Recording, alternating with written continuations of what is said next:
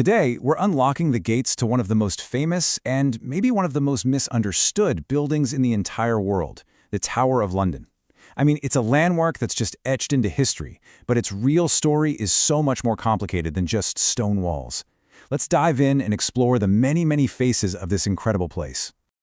So what is the Tower of London really? When you think about it, what picture comes to mind? A fortress built to scare people? A fancy royal palace? Or a dark, grim, high-security prison? Well, here's the wild part. It was all three. And understanding how it juggled these totally conflicting roles, that's the key to its thousand-year history. To really get to the bottom of it, we have to go back, way back, to the very beginning, to a time of conquest, and a king who was absolutely determined to stamp his authority all over his brand new kingdom. Check out that date, 1078. That's only 12 years after the Norman conquest. So William the Conqueror, a foreign king, he didn't build this place for comfort. Nope. This massive stone fortress was built for one simple reason: to dominate London. Its thick, heavy Romanesque arches and giant walls were sending a very clear, very intimidating message to the English people. And believe me, that message was impossible to ignore. The tower wasn't just some military base, it was a physical symbol of the new Norman rule. It just loomed over the city, this constant, stone-cold reminder of who was in charge now. You couldn't miss it. Every single part of its design was meant to scream power and authority. But here's where the story gets really interesting.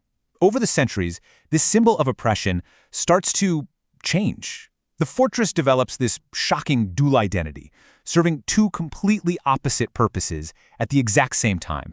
And the contrast is just staggering. On one side of the wall, you've got a royal residence.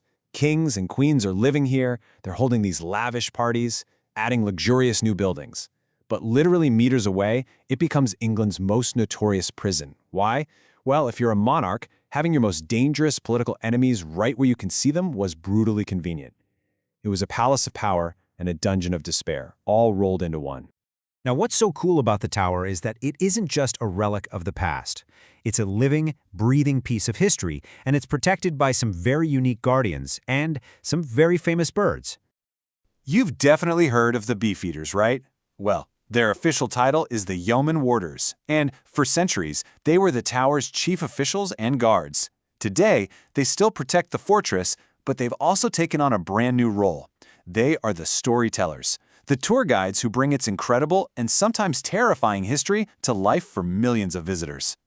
And speaking of traditions, you can't get more famous than the legend of the ravens. The story goes that if the 6 resident ravens ever fly away from the tower, the whole kingdom will collapse.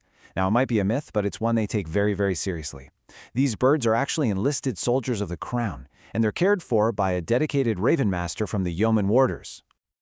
Of course, we can't talk about the tower without mentioning what might be its biggest draw today, the absolutely dazzling collection of treasures it protects. Tucked away securely inside the jewel house are the crown jewels of the United Kingdom. And this isn't just any jewelry collection, okay? This includes priceless symbols of the monarchy like St. Edward's crown, which is used during coronations, and the sovereign scepter, which holds one of the world's largest cut diamonds. It's just breathtaking. The allure of these jewels is just immense. It's a huge reason why over 2 million people from all over the globe walk through the tower's gates every single year. That makes it one of the most visited historical sites on the entire planet. So, when we step back and look at the tower today, we're seeing way more than just a historical site. It's become this enduring cultural icon, a fixture in our collective imagination. And hey, don't just take my word for it. Back in 1988, UNESCO officially designated the tower a World Heritage Site, calling it one of the most important medieval fortresses in all of Europe. That's a huge testament to its incredible architectural and historical significance. And its influence just goes way beyond the history books. The tower's dramatic past has inspired writers for centuries. We're talking everyone from Shakespeare to Dickens. And more recently, it's popped up in everything from the Harry Potter series to countless movies and TV shows. It just proves that its stories are still as captivating as they ever were.